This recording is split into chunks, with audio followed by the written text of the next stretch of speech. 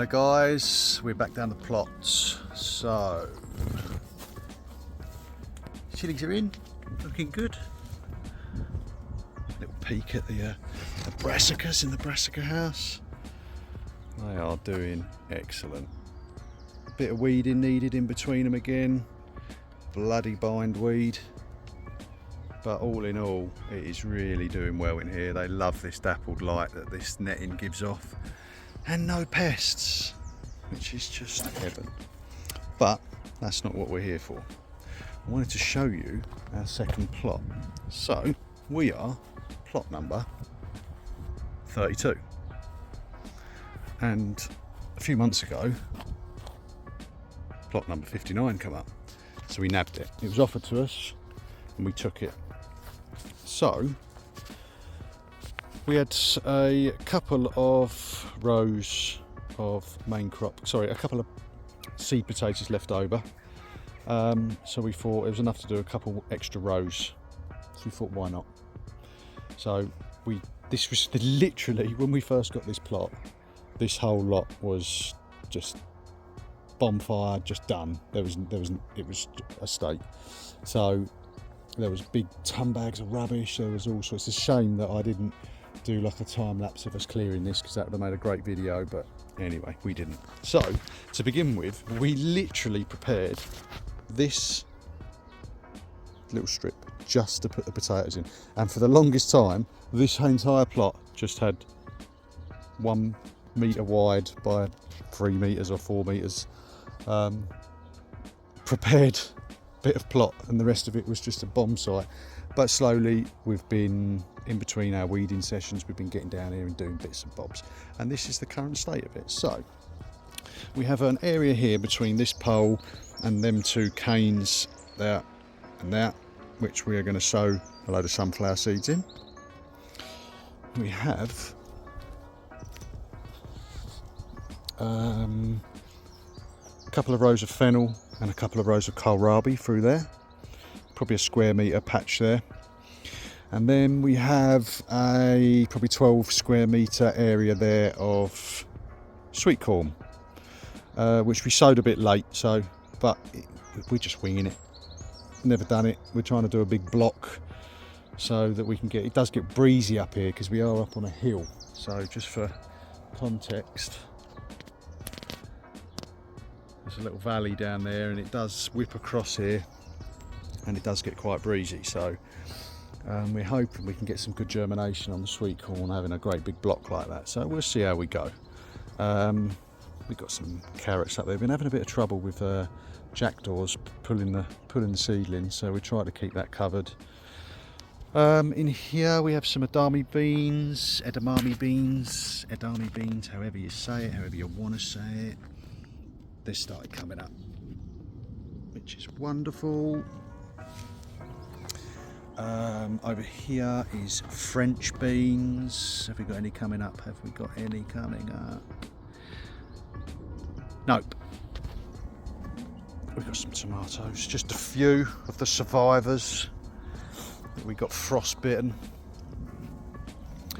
I mentioned in a previous video I'm a builder, and on the building site I was on, this pallet arrived with some equipment in it, and these all stack, like interlock into like a big tall pallet, and I drove it home because I thought they are the best planters.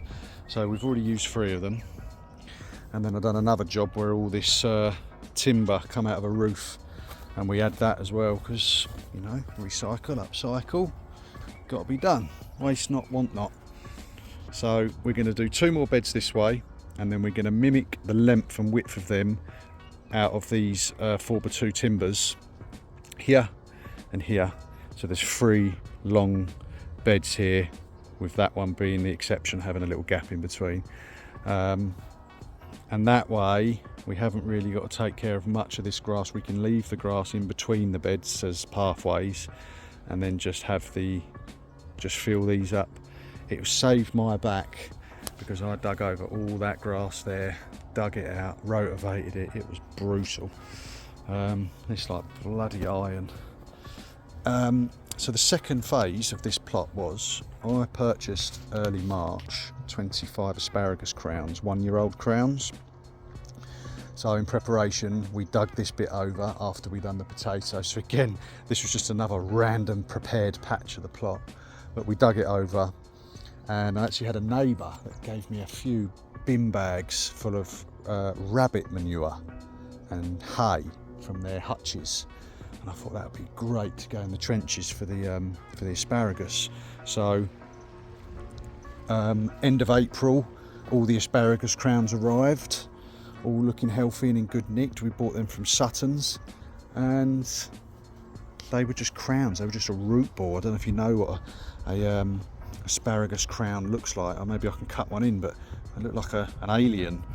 And yeah, I soaked them in a bucket of water for an hour, and I dug my trenches. I'd done my little mounds and rabbit manure, put them in and covered them over and give them a good drench, and we have asparagus plants everywhere.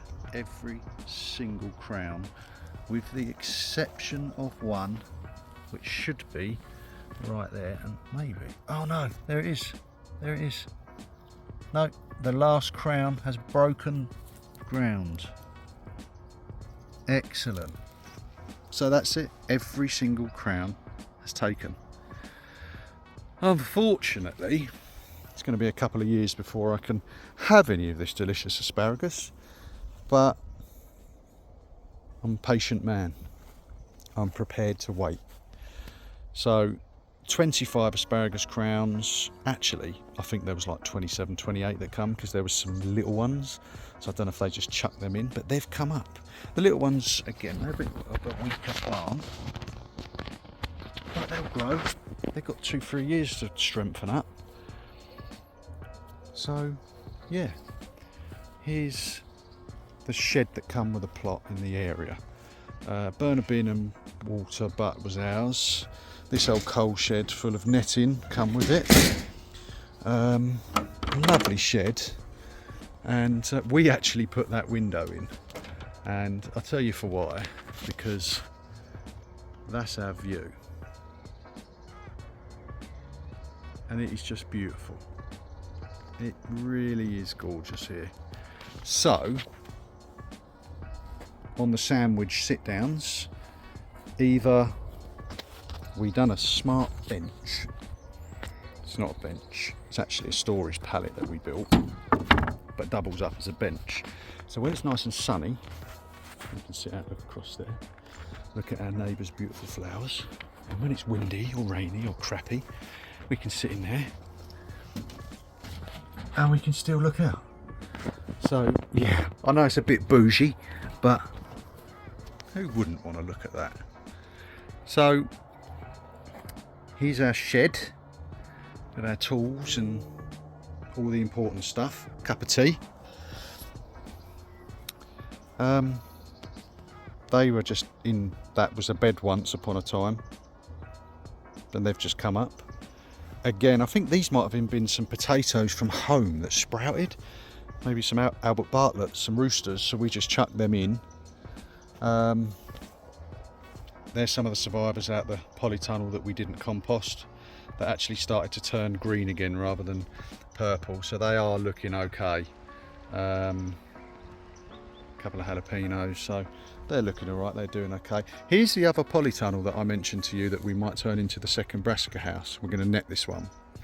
So this frame did have polytunnel, what do you call it, like polythene over it, which was shot to bits, so we got rid of that.